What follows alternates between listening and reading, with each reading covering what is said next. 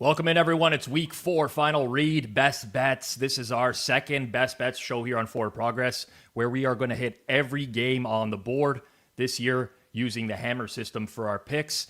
We are getting our asses kicked by the Tuesday crew right now, so hopefully we can find something of value here.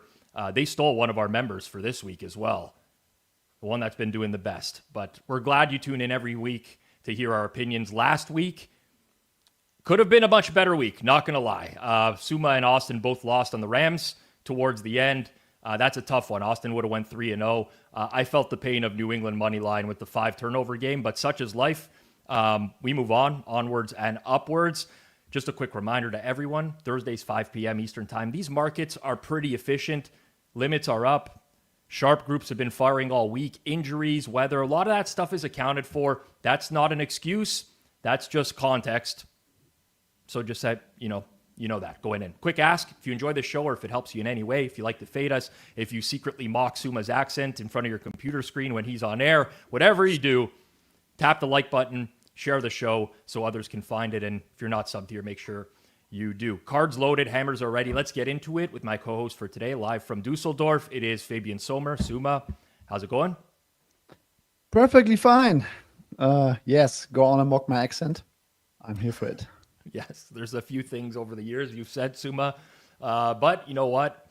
I'm sure people mock my Canadian accent here and there as well, or George on the Tuesday show saying against the spread, as he usually does. I know the Americans don't love that all so much. For those that don't know, no Austin this week with us. He was on the Tuesday show. He filled in. Judah's dealing with a personal matter, so it's us two holding down the fort today, and hopefully Ekshesh in the chat at some point will join in and hold down the fort as well, as he does on a weekly basis. We do encourage as many comments as possible. That keeps the show going. Lets YouTube know that you're enjoying what you're seeing.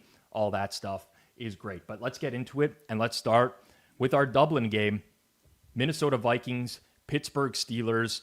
Neutral site, as I mentioned. Minnesota coming off a huge win last week, 48-10 over the Bengals. Pittsburgh defeats the New England Patriots. Taking a look at the market right now, at FanDuel, Minnesota laying 2.5 minus 114. The total in the game is 40.5 minus 115. Just for context, a little bit of early money on Minnesota this week. It was an early service play release that went out, and we've kind of settled in this range right now, short of a field goal. Suma, this is a tough one for me because my subjective opinion and my numbers don't match up. I'm pretty neutral on the game, but overall, I just have a real tough time seeing the Steelers offense move the ball against this Brian Flores defense. Yes, I think we have a great graphic for it. Like Aaron Rodgers under pressure this season has been horrific. And guess what? It won't get any better against Brian Flores is my best assumption right now.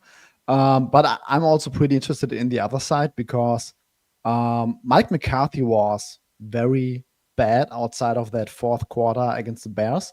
And last week, I mean, I don't think we can take too much away from it because the game was over pretty quickly. But big difference was that 58% of Carson Wentz's passes came within 2.5 seconds. And guess what the number was for McCarthy before that? It would have been higher than that. No, it was 15%. So okay.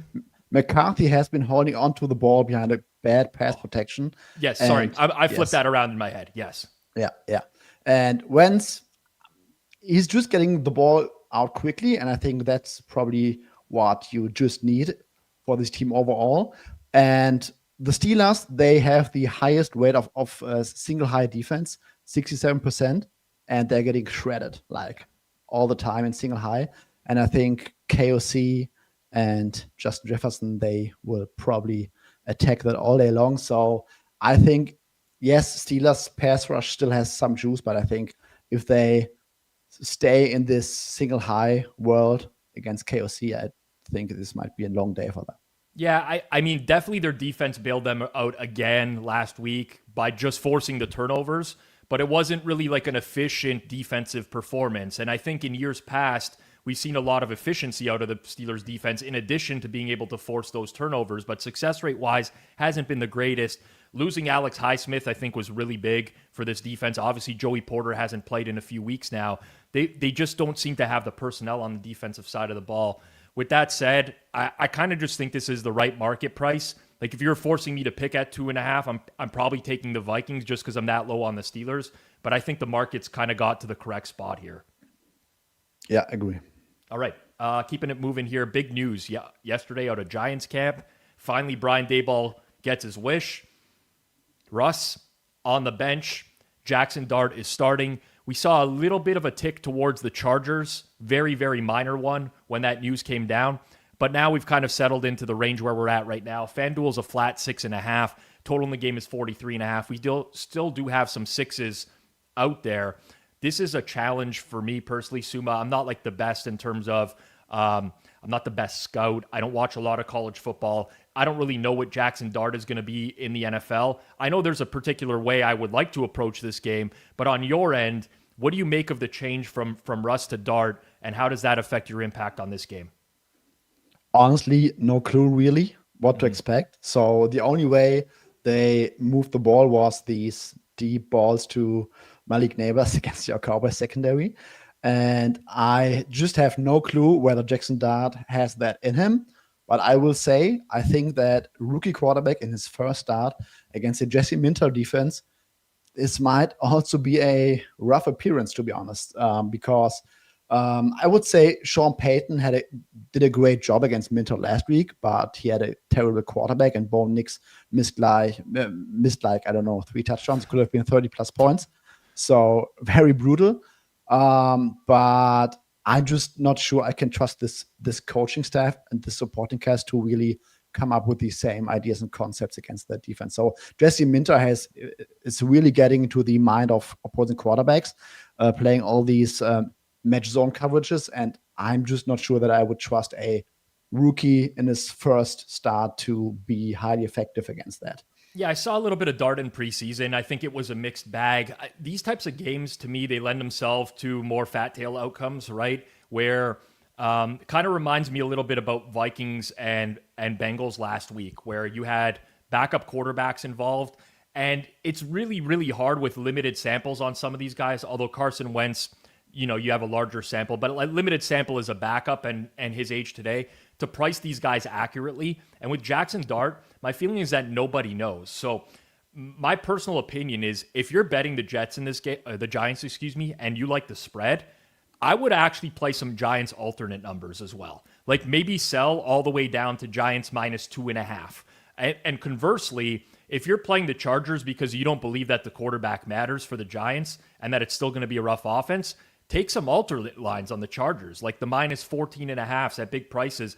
I like these types of games, Suma, for like the variance that they could bring to the table. Yes, agree. If he's good, I think Giants might have a decent shot. And that gets me to my look in this game, because every argument I could make for taking the Giants has to do with their D-line matchup against the Chargers O-line. And the Chargers pass protection is not good. They got completely harassed last week. Mekhi Becton likely not going to play, concussion protocol. Bozeman was DNP yesterday. So this might be another backup Chargers pass protection against I think in my opinion, still a very good Giants defensive line. The defense has not been great overall, but I think this particular matchup is very strong for the Giants. And while the Chargers passing attack was very good so far, very consistent, I think one of the highest success rate overall, I think they might struggle to move the ball because their run game is pretty much non-existent. And I'm not sure that I can trust them to march down the field through the air with that kind of matchup in the trenches. So I like the under here. Jackson Dart might completely surprise us, but I think that the median expectation is that he will mightly struggle against Jesse Minter's defense. So I'm taking the under 43.5 at FanDuel for the first single hammer play of the day. Okay, sounds good. So Suma is starting it off. So you want to go single hammer or with this game? Double hammer. There we go. Okay, because I know we were finagling around last minute to try to get some bets in. Double hammer for Suma on Chargers, Giants under 43.5, -110 as it stands right now. Okay, we're going to cover all the games on this week's schedule, but FanDuel is making week 4 even bigger with a chance to win a share of $2 million in bonus bets tonight, Thursday Night Football. That's right, $2 million. Here's how it works. It's very simple. You opt in, you place an anytime touchdown bet on the game happening tonight using your profit boost. And if the player you pick scores either the first or the last touchdown of the game, you earn a share of $2 million in bonus bets, $1 million for each touchdown. It's just one more reason to bet on the NFL with FanDuel. So whether you got a feeling about the opening drive or you're banking on a clutch finish, now is the time to get in the game for Seahawks and Cardinals. Visit FanDuel.com/forwardprogress to download the app today and get started. FanDuel is an official sportsbook partner of the NFL. You must be 21 plus and present in select states. For Kansas and affiliation to Kansas Star Casino. 19 plus physically located in Ontario or 18 plus present in DC, Kentucky, or Wyoming. Opt-in required. Must apply profit boost token on select market. Prize pool to split equally amongst all eligible participants who made the first or last touchdown pick. Bonus issued as non-withdrawable bonus bets. They expire 21 days after receipt. Restrictions apply. Terms at sportsbook.fanduel.com. Gambling problem, 1-800-GAMBLER or visit fanduel.com/RG, 1-888-978-9777 or visit ccpg.org/chat in Connecticut. Visit mdgamblinghelp.org in Maryland. Hope is here. Visit gamblinghelplinema.org or call 800-327-5050, 24/7 support in Massachusetts, 1-877-8-HOPE-NY or text HOPE-NY in New York. Call Connects Ontario at 1-866-531-2600 or visit connectsontario.ca. Suma, Seahawks, Cardinals tonight. We'll talk about the game later on, but anytime touchdown, dark horse maybe for first or last touchdown that you would want to use in this FanDuel $2 million bonus bets tonight. Give me first touchdown, Zach Charbonnet. Returning Ken Walker getting the first crack. Then he's gashed at some point in the red zone, and then Charbonnet comes in and takes it home. Zach Charbonnet for Suma. All right, I actually don't hate the look. Much healthier Seahawks team this week than last week. So they'll be looking for the reinforcements. We'll talk about that one later on, but we're going to move on. Keeping it in the early window, it's the Carolina Panthers, fresh off a 30-0 shutout win of the Atlanta Falcons. They go to New England to take on the Patriots. Both myself and Suma have a look in this game.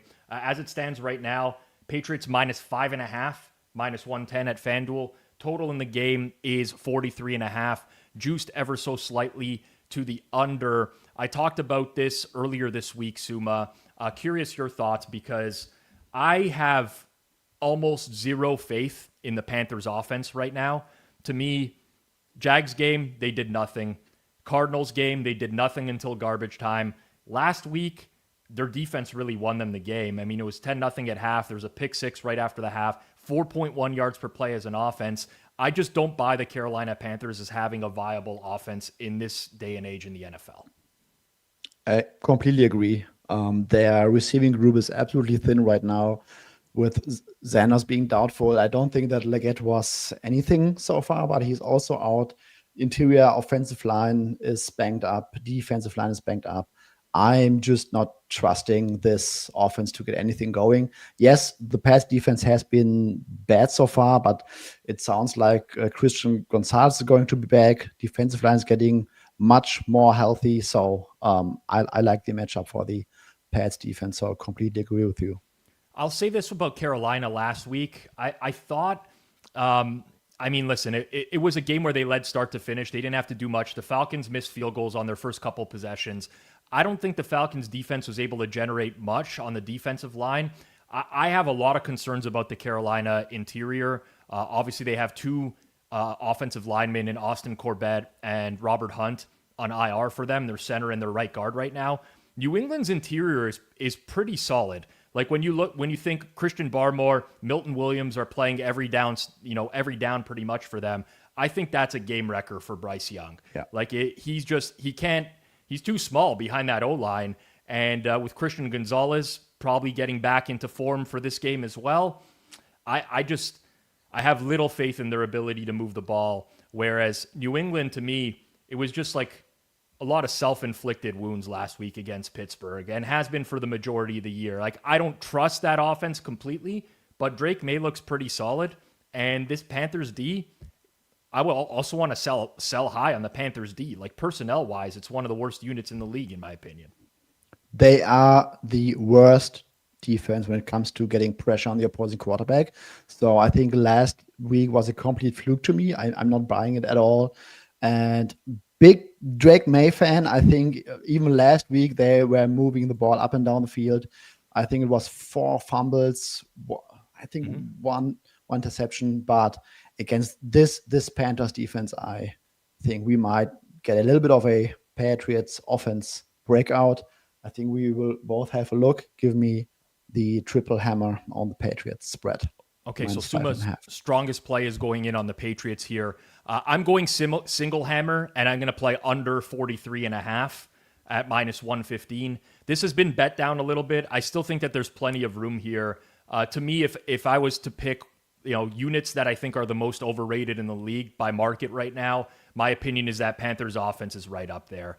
And like Suma mentioned it, losing Jatavian Sanders, like that probably shouldn't be a big blow for a lot of teams in the NFL, but it is a big blow for Carolina because they just do not have weapons. I mean, it's going to make it so much easier for Carolina just to take Tet out of this game and make anyone else on that offense beat them. And I'm not super scared of Hunter Renfrow and David Moore and Jimmy Horn and whoever else, like Tommy Tremble, the rest of the Carolina Panthers there. So 2 looks in that game from myself and Suma. Appreciate all the chat comments as well. Insight, good point on New England's defense missing a lot of tackles last week. That was tough to watch. Our next game is one that we've seen pretty frequently over the past few years. They seem to find a way to match up each year. It's the Eagles going to Tampa Bay to take on the Bucks. This one's an interesting one. All the early money was on the Eagles, took this number up to 3.5 where it sits right now at minus 3.5, minus 105, I believe was last I checked. Yep. And total is 44.5, juiced heavily to the under. I personally agree with this move, Suma. It's tough to value the Eagles right now because the prior on them is so high. We didn't really see the offense awaken until being down 26-7 against the Rams last week. So I'm not sure I have any conviction on what this team can be going forwards. But to me, the real talking point here is still the health of the Tampa Bay Bucks. They escaped last week, getting a win against the Jets. I feel like they've been pretty lucky this year overall in the games that they've won. And in this particular game, I'm very interested to see how their rush defense holds up against the Eagles' rush defense, because that's been the Eagles' bread and butter now, dating back to when they got Saquon Barkley.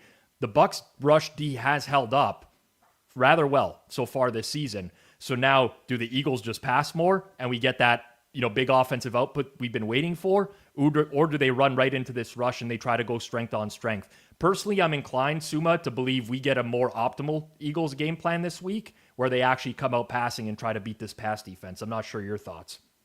Yeah, I think so too. But I will also say that the Bucks D-line is getting thinner. Kenzie already out. Doesn't look great for Logan Hall. So maybe those D-line injuries will play a role later in the game.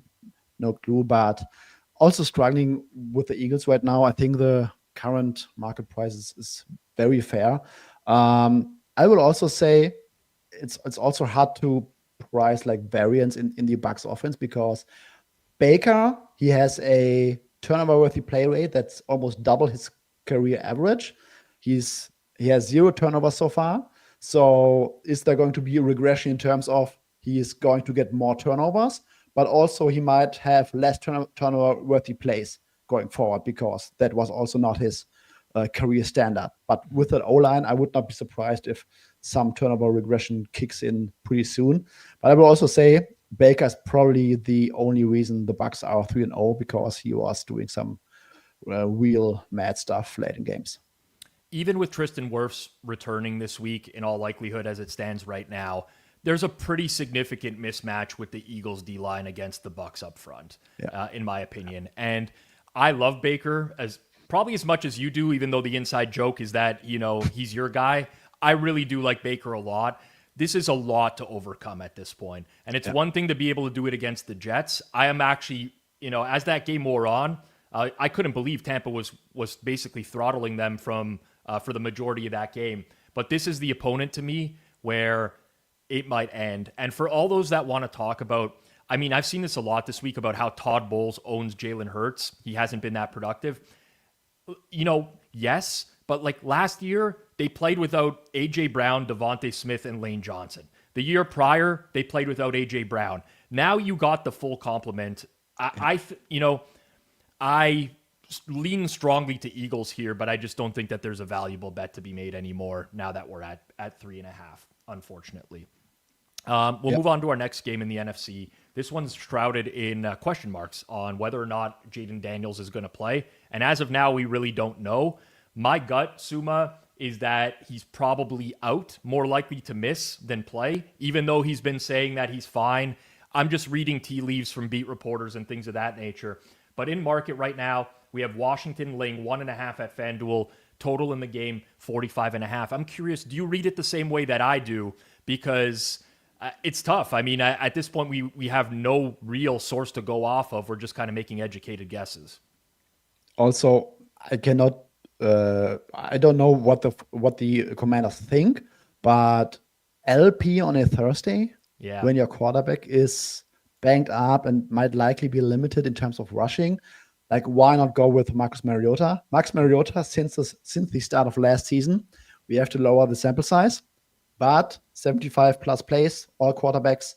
Marcus Mariota leads the league in rushing, in overall success rate and EPA per play. So not the toughest schedule of opposing defenses, I will say this, but every time this guy comes in, the offense wants the same as with Jaden Daniels. So no Terry McLaurin this week, but I wonder whether I trust the Falcons defense enough to believe that the Commanders offense will have a lot of problems this week. What do you thinking? I am thinking I'm going to go out on the limb here and I'm going to lock in as my double hammer Atlanta money line right now at plus 102, because it is my opinion that we are more likely to not see Jaden Daniels play in this game. And I think if that's the case, Atlanta's going to close as favorite. I like Mariota a lot. Like, I think he could be a starter in the league still, a low-end starter, rather than a backup on one team. But Mariota, without Terry McLaurin, maybe Noah Brown, Ja'Cory Krosky, Merritt is banged up as well. Like you're lacking skill position players, in my opinion. It's a lot different for Debo to be a number one and Luke McCaffrey to be your number two. And Atlanta, listen, they stunk last week. What are you going to do? But I mean, I've watched the NFL for years, and like the ups and downs are pretty crazy, right? Penix, I thought, played one of the worst games I've seen from a quarterback in like the last season, but he's also shown signs previously of being competent. And I just don't rate Washington's defense all that highly. Now, they're lucky. Trey Amos looks like he's going to play full practice today. But ultimately, I think that this is going to be a spot where Atlanta closes well, in my opinion, Suma. I could be completely wrong. I don't know. What did you think of Penix last week? Rough. And I was looking up some numbers. So Penix, the sell on him was that he's that strong-armed passer who can attack the whole field. Mm-hmm. But on throws of 10 plus air yards, he's basically the worst quarterback in the league this season. Like second to last in EPA per play, success rate, CPOE, and that's while also having a low A dot on those throws. He's not throwing the ball that deep. So I feel like something is off there. Something maybe I'm missing. Not sure. Maybe he's just not good. For this game, I will just say I don't have any opinion. I would not be shocked if the Commanders still move the ball without McLaurin, but I really don't have a strong opinion here. Okay. We'll keep it moving here on to our next game in just a second. We know the Hammer audience is truly like a family. There's lots of familiar faces and inside jokes, which is why we'd love for you to continue this conversation outside of our shows as well. See George in the chat, Cottage, Insight, a lot of familiar faces there. We do have a new Discord, a new Hammer Discord. It's a chance for all of us as gamblers to discuss games, to share news with one another, our favorite bets, and a chance for you, the audience, to interact with your favorite Hammer creators as well. I'm frequently posting plays in there. Kirk Evans is posting plays in there. Clive Bixby's in there. Suma, the whole gamut. Discord.gg discord.gg/hammer to join now. The link is in the description as well. discord.gg/hammer. Check it out. Keep it moving in the early window here. It is the Browns coming off of a big-time comeback victory against the Packers. Against the Lions, very impressive victory on Monday Night Football against the Ravens. This one has climbed a little bit since it opened. Currently at FanDuel, we sit at Detroit -9.5, -110. Total in the game, 44.5, juiced under. So I thought TA had a really good tweet this morning about the Browns' offensive output in games where it wasn't Jameis starting for them. And it's something like 16 consecutive games where their offense has scored 18 points or less. And I'm not like a huge trends guy where that's like necessarily going to continue going forward, but there's no reason for me to believe that this Browns offense can really do anything against this Lions defense and this front. It's just been so stagnant for a long time now. Joe Flacco, I mean, it's done now with Joe Flacco. Like it's over for him. So I'm pretty compelled in this game with the Lions. I'm not sure what your thoughts are here, Browns and Lions. Yeah, Browns, they might be able to run the ball, but also not after what the Lions did to the Ravens on Monday night.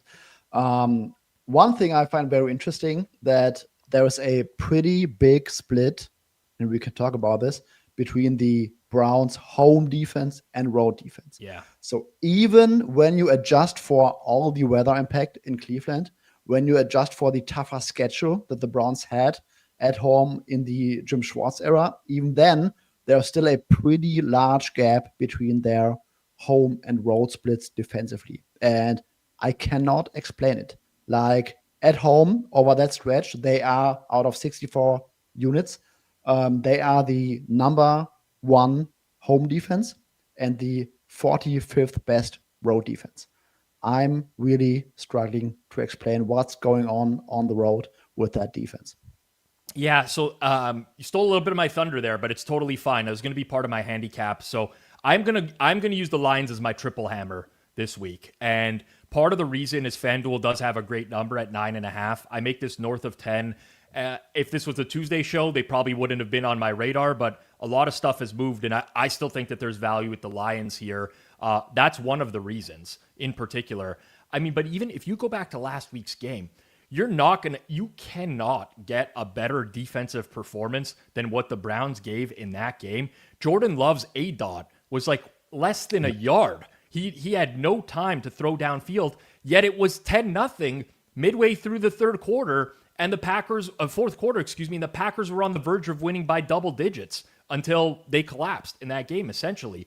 The offense is just too stagnant. I don't think the Lions are going to move the ball at will like they did against the Ravens, but I can see a very similar game to when the Browns went out onto the road at Baltimore a few weeks ago, and the defense kind of kept them in it, but over time, they're just on the field too much. They get beat down, and that's what this Lions team will do to you. So I'm fine to admit that I was wrong on Detroit going into the year. I'm okay with that. You just kind of got to adapt and move on. Take new information, use it, and run with it. Anyone who's worried about like a quote-unquote letdown for the Lions, that has not happened under Dan Campbell. They've been very good at putting in back-to-back blowouts, and they're just a really well-coached team that covers spreads. So I think this should be double digits. Triple hammer, Detroit Lions for the Pizza Man in this game. Moving on to potentially the ugliest game on the board in the AFC South. It is the Houston Texans and the Tennessee Titans. I can assure you, if this was a standalone game, this might be one of those games where I tell my wife, you know what, babe, I'm not, let's go to the movies. Let's do whatever you want tonight. But it's not. It's on Sunday. I'll be mixed in on Red Zone, of course. We're going to have some rooting interest in this one. As it stands right now, Houston is -7.5 at FanDuel, but that's plus 100. The rest of the market is a 7 in this game. FanDuel pretty low on the total as well at 38.5 relative to where the rest of the market is. Those early 7.5 got bought on the Titans, Suma, kind of the way that I leaned, but I don't know that I could possibly trust this team. Like Callahan, to me, historically bad head coach. Yes, absolutely agree. And with that being said, I'm still struggling to lay 7 with that Texans offense, to be honest. Yeah. So, gun to my head, I would still bet the under in here because I'm struggling to see how either team gets to 20 points. But that Texans offense, so I think there are several factors to it. One, I think that Stroud was overrated after his rookie season. I don't think he's really good. Secondly, the O-line is very, very bad, but I don't think that it's that bad. And their new OC, lowest play action rate in the league, Yeah. low motion rate. Like everything looks worse than what Slovic did last year. Everything feels slow, hard, and difficult for this offense. They cannot run the ball. And I think everything comes together, and this might just be a bottom 8 offense going forward. I just don't see how they can fix anything because there are no special wide receivers coming back from IR or something. Tank Dell will likely not play this season, so I'm just not sure where the solution is. They might have to trade for someone at some point. My only counter to that for this game would be that if there ever was a game where the offense might get on track, I mean, the Titans have Jeffrey Simmons and they have no one else, right? I mean, it's, they're down their nose tackle into Vondre Sweat. They traded away Brownlee. It's just not a good football team. And Houston's just been under constant duress. I think with Stroud's always been an inaccurate quarterback, but he's had some time in past to make some plays with his legs, look downfield. He's not afforded that in this offense, and it's been killing them. But this could be the week where it turns. So I think at 7, it's fine, honestly. Market number here to me seems like it's okay at this point. I completely understand taking the Titans with the hook, but as it stands right now, I don't think either of us is going to be doing anything with this one. And I'm pretty sure we won't spend a lot of time on the next game here, which is Saints at Bills. Bills on extra rest, having played Thursday. So far, a little bit of money on the Saints. 15.5 is the spread at FanDuel with the Bills favored at home. Total in the game, 47.5 minus 120 to the over. I think if Buffalo was playing any other team, Suma, I might have some interest because of how the injuries are shaping up again. Ed Oliver, 2 times DMP. Matt Milano, 2-time DMP. Spencer Brown, 2-time DMP at right tackle as well. The Saints, just to me, are not the team that's going to take advantage of that. Yeah, absolutely. If I told you this game might play out exactly like the Buffalo Jets game did in week 2, would you be surprised? I guess probably not, even though it might hard to get to that spread overall with those injuries, but it's just super hard to take the Saints here, I would say. And what's your raw number on the game? Because mine is close to 14, and probably should have clicked Saints at 16. I just couldn't. I didn't have the heart. I'm like, I just got better things to do in life than take this bet. Yes, I'm also around, I think, 14 and a half or something. So, yeah. Just stay away and watch some other games. Yeah, I think the Saints' best chance to keep it close is just hope that Buffalo plays light boxes again, try to run the ball, and maybe have some success doing so. It's possible. I mean, don't get me wrong. I just don't see any hope for the Saints defense in the long run in this game against that Bills offense. Even if Spencer Brown is out, I'm not sure that's the team that's going to take advantage of them. We'll move from that one to a more interesting matchup. And I think this one, to me, is hard to price, but I kind of am struggling with both of these teams right now. It's the Colts going to SoFi to take on the Rams. Rams minus 3.5, minus 108. Total 49.5. Juice towards the over in this game. I think the Colts are for real, Suma. I do. I just wonder if they're at this level yet. I know they played Denver in week 2. Didn't punt again. The offense is using a lot of motion. They're utilizing play action well. Jonathan Taylor is running well. I mean, you just look at this offense, EPA per play first, DVOA first, success rate first. Every metric you can think of, they're just moving the ball, and I think that's a credit to Steichen for sure. Rams still without Ahkello Witherspoon. Maybe there's an opportunity there. Where I'm starting to get concerned is the Colts injury report going into this week. I'm not sure if you saw the practice report today, but again, doesn't look like Kenny Moore is going to end up playing for them. Matt Gonsalves, their right guard, two times DNP for them as well. Alec Pierce left with the concussion last week. So to me, I think it's the Colts entering as the banged up team here, where I can make an argument that, especially the way that this is trending, that the Rams could be a buy in this spot. I'm not sure if you agree. I'm still slightly leaning towards the Colts here, but very, very tinily. Injuries make it tough, but I think both teams will move the ball. I think the move to the over was pretty logically. And the Colts have so many weapons. They can create matchups all over the field with their guys, with their scheme. And I think that, yes, Gonzalez might not play, but overall, I think that the O-line is still good enough to somewhat negate the Rams' biggest strength. And if you look at that linebacking group and secondary for the Rams, I don't think there's anyone who matches up really well with those Colts wide receivers. Run game has been clicking so far for the Colts. And Daniel Jones, I mean, he's like a different person. I mean, he gets pressure on a third of all his plays, but his pressure to sack rate is just 6%. He's like really balling out so far. And if I told you before the season that the Colts are going to be for real, and I ask you, what do you need to see from that offense in the first 3 weeks? I think they have shown us everything that we needed to see in order to believe that they could be for real. So I think both teams will move the ball. The Rams have good matchups against the Colts secondary. I think the Colts defense is bad. So I think both teams will move the ball, and this game might come down to the wire. Yeah, I wonder if – so I'm interested you say that, but I agree. Like, it's the highest total that I think we see this week on the board. I'm pretty sure on that. I think it's gone a touch too high at this point. I mean, some books are touching 50 in this game, and that's a pretty high total, in my opinion. For I understand that the offenses are what they are, but first and foremost, I do still think that both these offenses want to lean on the run generally, and long, prolonged drives take away explosives from the other team. Like, I'm thinking about how I would game plan this game if I was either of the head coaches, and it's like, let the other team kind of march up the field on you. Don't give up the big play necessarily. Don't bite on the play action. Don't fall for this stuff, because these are two of the best offensive game planners in football, right? In Steichen and McVay. So I thought the total was a little bit too high, but aside from that, not too much I want to do here. Sounds like we're kind of like thinking opposite sides of this game, or at least lean opposite sides. If Alec Pierce is out, and I think he will be out, I don't think you can play after DNP. I would not be surprised if we saw like 1 or 2 deep bombs to Eddie Mitchell this week, because that guy has been tracking really well in these Matt Harmon fantasy points, route metrics.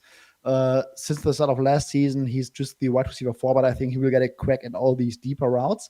And I would not be surprised if we saw like a, I don't know, 378 stat line, maybe. So some odd variants maybe for Mitchell. Okay.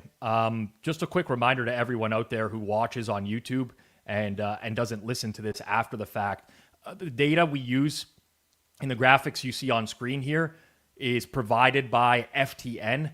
I've been using FTN for data for years now. One of my best friends actually heads up the data department and the research department there, and he is like very, very thorough when it comes to this stuff. They have a Stats Pro product and a Stats GOAT product, and they give you data sets that you're not going to find on free sites. There's a really, really good interface that gets you to answers real quickly. You can search through all sorts of stats. I would highly recommend it.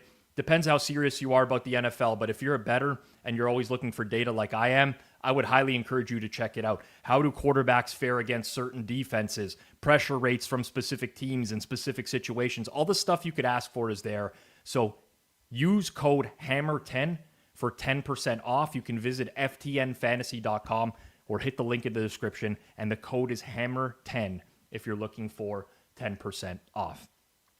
Keep it moving along here, and we're going to the late window with Jacksonville and San Francisco. A lot of uncertainty here, especially on the 49ers side of things.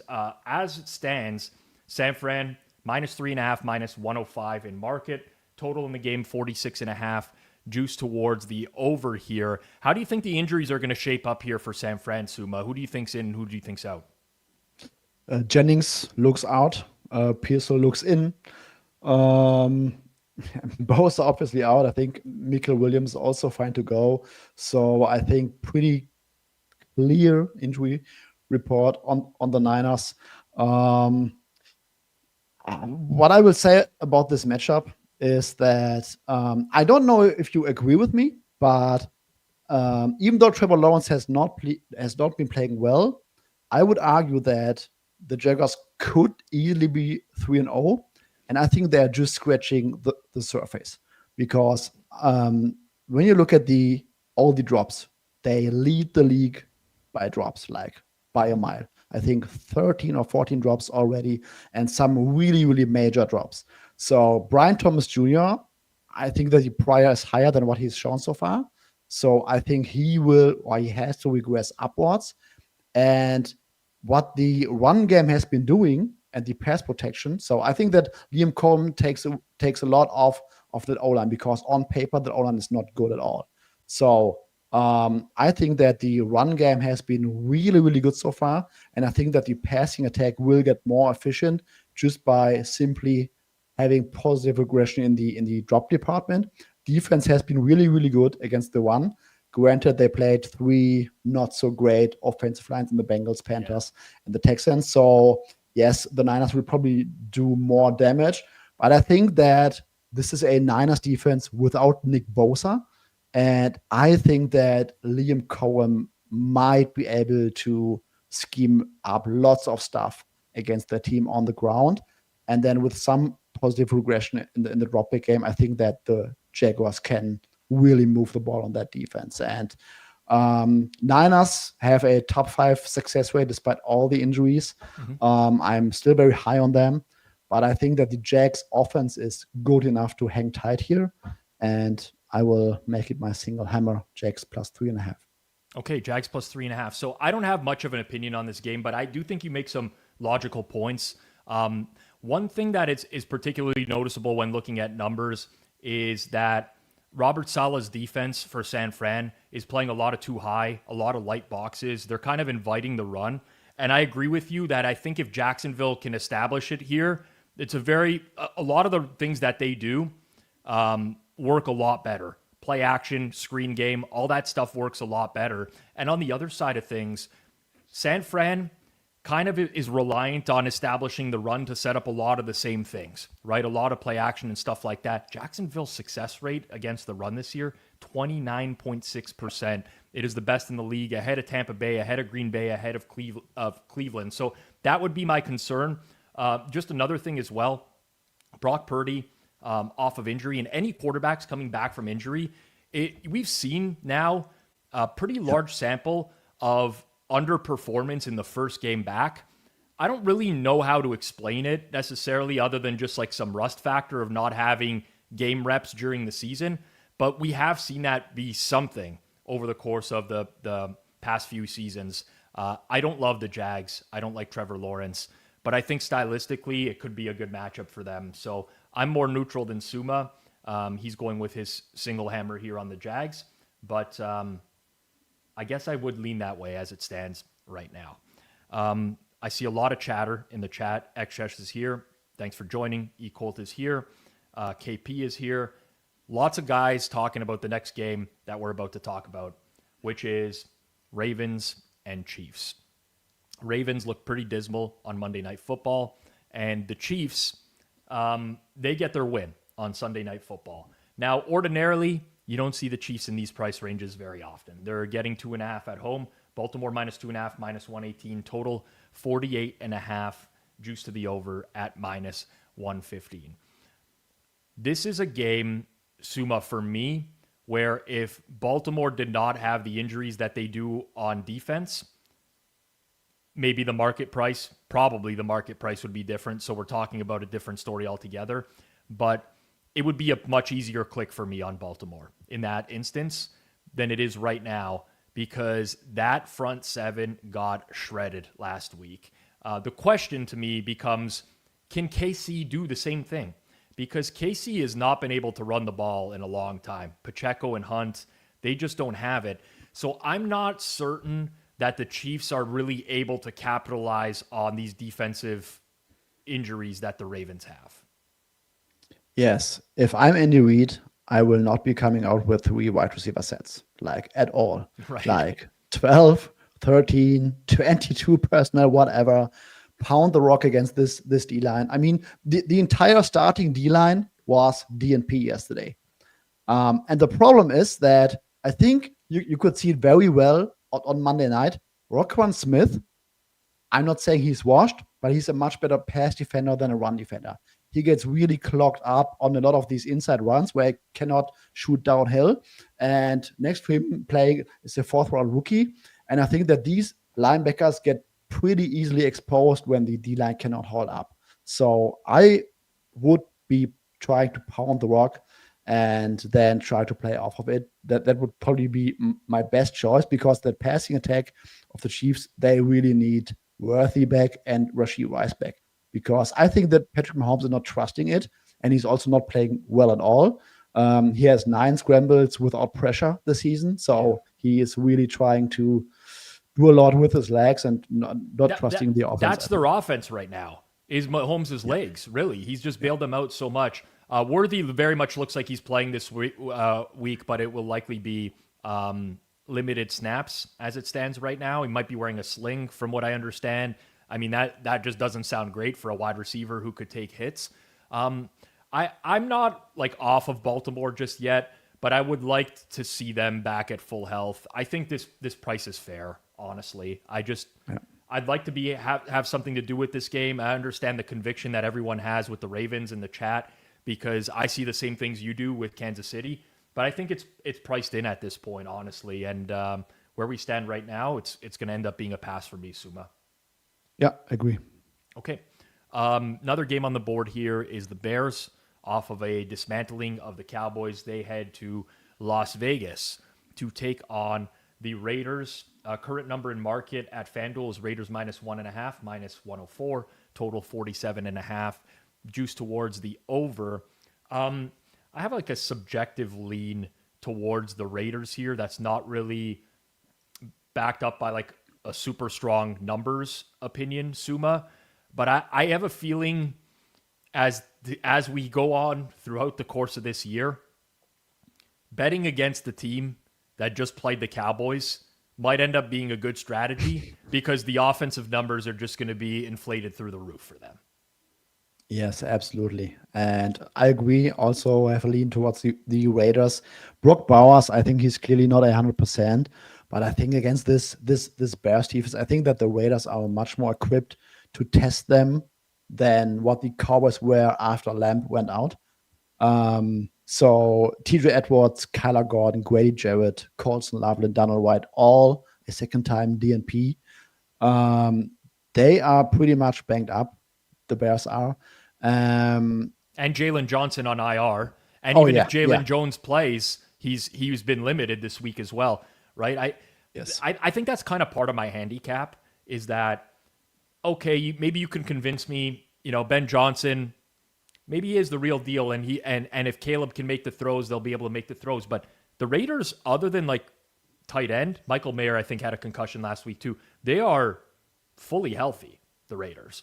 Right? The Bears are decimated with injuries. It's one of the ugliest injury reports of the week. I'm actually surprised we didn't see a move off of it today, actually, after all these second DNPs. But maybe just at this point, the Raiders, I mean, Patrick says the Raiders O-line is atrocious. I mean, the Bears D-line hasn't really been bringing much either. It's like this could just be that advantage they could take advantage of, Suma. This might be the Warren Sharp, Geno Smith in a dome narrative video clip highlight reel game of the week. Yeah. I'm just looking at rushing success rate numbers here just really quickly. Yeah, Bears are 5th last in the league, 46.2 success rate. Like, we know the Raiders have not been able to run the ball, but they do want to be able to do that. It opens up so many things for their offense, just like it does anyone in the league. And the Bears front, no bueno, in my opinion. Yeah. This came close to making my card, honestly. Was just borderline. As it comes every week, it comes down to like 5 or 6 plays, and like, what are we going to get in here? What's not? But I have a pretty strong lean to the Raiders. just based off of that injury report, and Suma in the same boat as me. Before we move along here, you might see me looking around over the course of the show here. That's because I have my BetStamp Pro odds screen up in front of me across multiple monitors. If you're betting without a pro grade odds screen, you are already behind. BetStamp Pro is the odds screen that I helped build myself. It's trusted by pros to move first and win at scale. For the first time, you can unlock the standalone main market screen without getting the full props package. So that'll be just $99 a month when billed annually. It's built for speed, precision. It tracks over 150 sports books, including offshore, exchanges, legal markets, PPH books that other odd screens just don't have. And as a Hammer watcher or listener, you're not getting the standard 7-day trial that anyone else gets. You unlock a full 14-day trial to put it to the test. So 14 days, 2 weeks for the price of one, essentially. Don't wait. Claim your free trial today. Scan the QR code on screen or hit the link in the description below. But I'm a big believer in having an odds screen if you're betting on sports. Gotta truly understand everything that's out there in real time. And BetStamp Pro is a fantastic product. A little bit biased in my opinion, but I do think it's a fantastic product. All right, we're going to go Sunday Night Football, double Monday Night Football, Thursday Night Football to end off here. Sunday Night Football is my Cowboys against the Packers. I got to tell you, I'm not super looking forward to this one based off of what I think might potentially happen in this game. It's been Packers money so far. Packers -6.5, -120 at FanDuel. 47.5 is the total in this game. The big talking point, of course, is Micah Parsons taking on the team that traded him and gave up on him at the beginning of the year. And Parsons' snap counts are slowly elevating. And with Parsons on the field this year, 130 snaps, EPA per play is insane. Expected points -25. Without Parsons, EPA per play, positive for opposing teams. So it's a big difference for him playing a ton of snaps, and he's been worth every draft pick that they gave up in that trade so far. This is one, Suma, where my number tells me one thing, my brain tells me the complete opposite. And when that happens, I just sit it out. And that's likely what I'm going to do here. But I don't know how that Cowboys offense, without starting center, starting right guard, CeeDee Lamb, is going to hold up against this Packers defensive front. So if the Packers are up by 2 scores at the beginning of the fourth quarter, how do the Cowboys move the ball? Is my big question. So, yes, I think market price is probably solid when you consider the fair tail outcome for if the Packers get a proper game state, because I think they have such a crazy matchup against a team that is an obvious passing situations, that I think that the market price, even though it might seem high, is probably appropriate. I have another interesting look. Is this the Matthew Golden breakout game? So it could be. I know you saw the Cowboys injury report today, and it might not matter. So Deron Bland and Trayvon Diggs were full practice today. I think potentially that does change a lot of things in this game. But Matthew Golden, to me, it seems like they've been trying some downfield shots to him every game. He hit one down the sideline against Cleveland, and then I think he didn't realize he had so much space to run. He kind of ran out of bounds on that play. But I kind of like the look there. What are you going with? Long reception, yards? What do you want to do with Golden? Probably all receptions and receiving yards. I think 4+ is +148 at FanDuel right now. Yep. And I mean, Trevon Diggs, I don't think he is at 100%. So I would not be as you would surprised. say, Suma, he might be cooked. He might be cooked. I think he is. Man, that's looking like a bad contract. Yeah, I don't know. It's just a big number on the road in the NFL. It really is. That's all it comes down to. And for those who are modeling the games and coming up on numbers, you have to have like a really, really, really large discrepancy. And I'm not saying that it's not possible. You definitely can. Maybe we haven't caught up to how quick Green Bay is, or how good Green Bay is, I should say. I'm probably passing on this one and just going to be in pain doing the Sunday reset with Clive after this game goes final. But at least I won't be on air for it. So that's a big plus. We got double Monday Night Football. We move on from my favorite team to Suma's, who also happened to suck really badly. That's the New York Jets. Got another practice out of Fields today. He's still in concussion protocol, but getting closer and closer to being cleared to play. As it stands now, Miami's -2.5, -120. Total has been bet up to 44.5. We got some early 44s there on the Sunday night show. I'm so concerned about the Jets defense, Suma. It seems to be, I mean, just looking at results on the field, they let Aaron Rodgers and the Steelers move the ball on them pretty consistently week 1. Week 2, you can give them a pass. It's the Bills. Bills offense is elite. Fine. Last week, you go up against a Bucs team that's down the majority of their offensive line. Godwin doesn't play. Evans gets hurt in game. Egbuka is in and out of the lineup for them. And they still are giving up, pretty big gains to the Bucs and ultimately end up losing the game because Baker drives them into field goal range. That defense to me looks like a complete disaster as it stands right now. I think this might be the feel good game for the Dolphins offense. And I don't like their offense at all, but I think that this Jets defense is so bad that even Tua will move the ball here. So and they've had extra time. Like, I will say this about McDaniel, right? McDaniel probably will eventually get fired as the Dolphins head coach, but I actually still really like him as an offensive game planner. Yes. I think he'd be a great OC. You give him extra time to prep for this defense, and when you look at the personnel the Jets have out in the field, right? Like, Jermaine Johnson was injured last week. Looks like he's trending towards not playing. Tony Adams was out last week. They traded for Jarvis Brownlee, but he's hurt. Sauce Gardner's been banged up. They put Quincy Williams on IR this week. Marcelino McCrary-Ball they put on IR, so that's like 2 in their linebacking core. They're losing personnel, and they're already not playing well.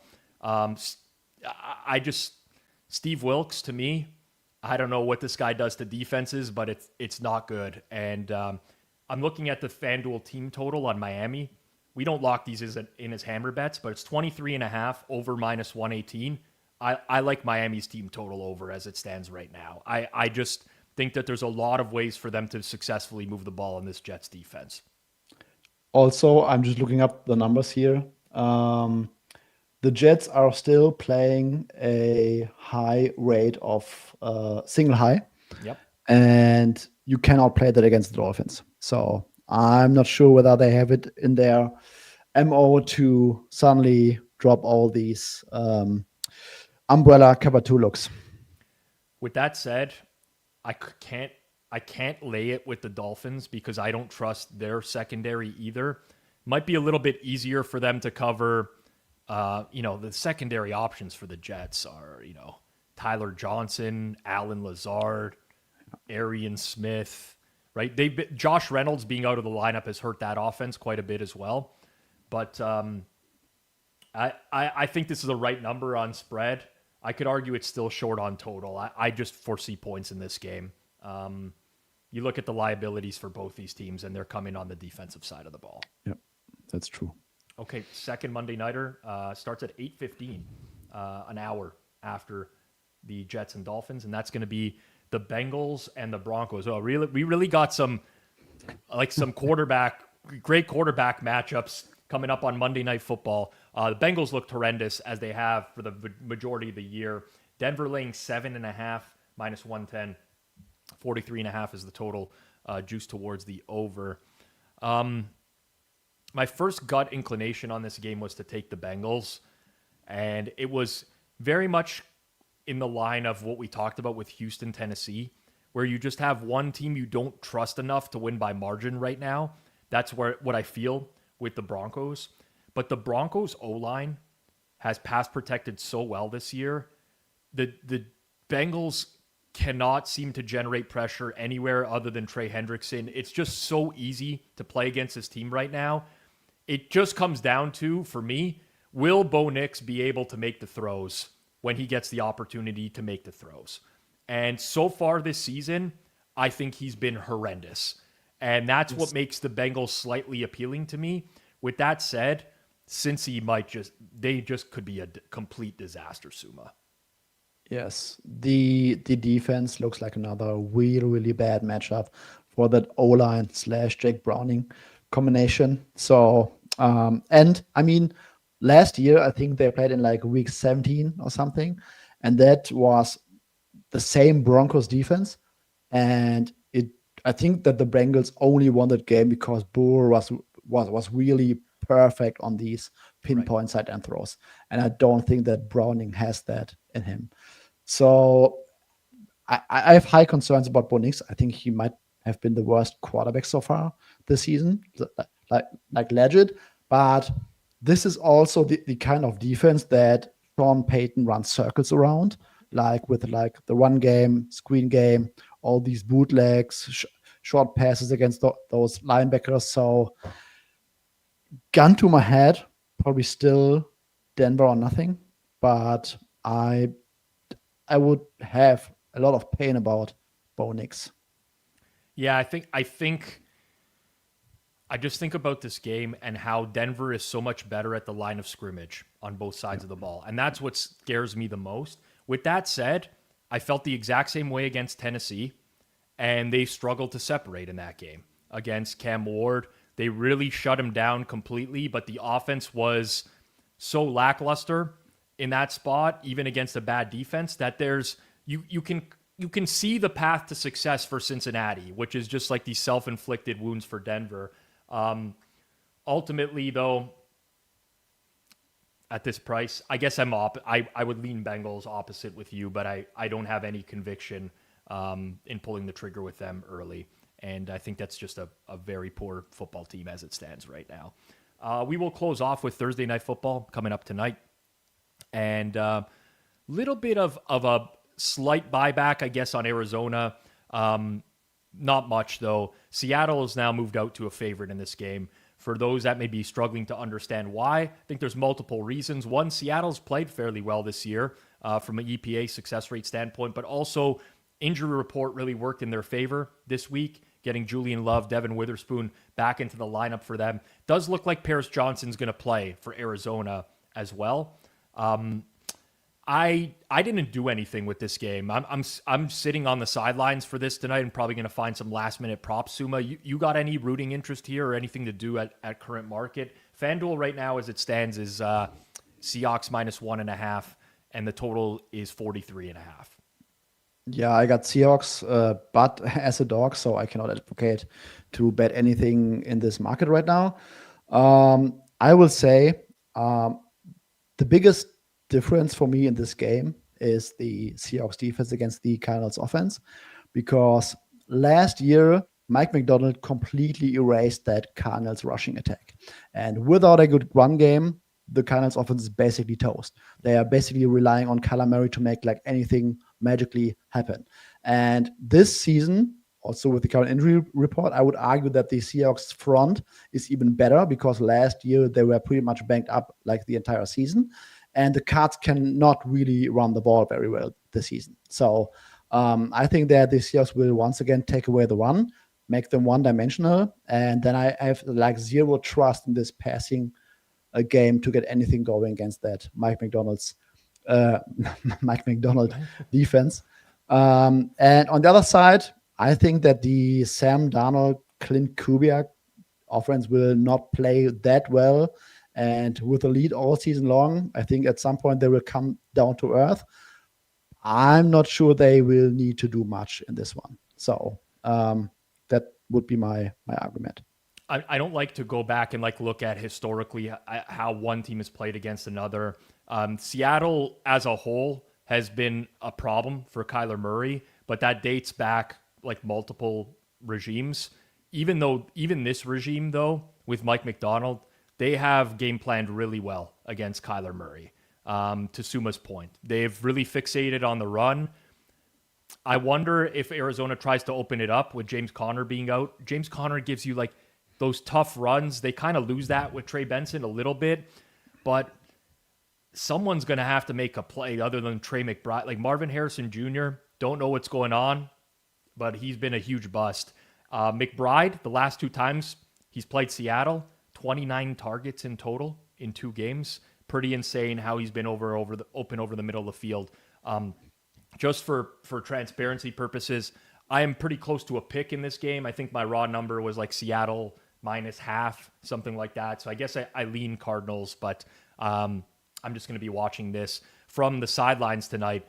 But I'll also be having our Forward Progress live watch along on in the background because we are live 8 p.m. Eastern time. It is G-Stack George, Alex Moretto, Takes by Jay, Jason Cooper. If you haven't tuned in for one of these, they're really fun. And I will say this, listen, I get it. I'm not an idiot. I helped build this channel. I've been on since the beginning. People watch and they tune in for me. And I get that. I don't want to sound arrogant or conceited as well. But G-Stack does a great job with these. Alex does a great job. These guys are probably actually better at finding live bets than I am. It's more of their bread and butter versus what I do in particular. So give them a shot. Check it out. It's real-time reactions, live betting, prop sweats. Hitman on in the fourth quarter per usual, which is always fantastic because he sweats through the remainder of his bets. So set a reminder. Join us 8 p.m. Eastern time here on Forward Progress. Quick review of our picks before we sign off here. Again, slim pickings here on Thursdays. We really, we were really trying to find some stuff before the show, or me and Suma, but I ended up on Lions -9.5. FanDuel best price in market there. I think that's got to be double digits. I'm taking Atlanta on the money line. I do think that we're getting pretty high, decent probability now that Jaden Daniels will miss. And I think if that happens, there's going to be a flood of Atlanta money. This will be a great price. So gambling a little bit there. And then New England, Carolina under. And that is just a play for me against the Panthers offense. Suma going with his triple hammer on the Patriots -5.5. Hopefully they treat you better, Suma, than they treated me last week because I'm still not over that yet. Chargers, Giants under 43.5 is going to be his double hammer, and he's going with the Jags, getting 3.5 at San Fran, -115 as his single hammer. Appreciate everyone who hung out with us here today. Big thanks to my co-host Suma, to our producer, Barbara Alberts, for keeping the show running behind the scenes. We are back tonight for Thursday Night Football. I will see you Sunday morning, 11 a.m. Eastern time for the pizza buffet. If you did enjoy the show, smash that like, hit the subscribe button, turn on notifications on your way out the door. Good luck with your bets this week, everyone. Peace out.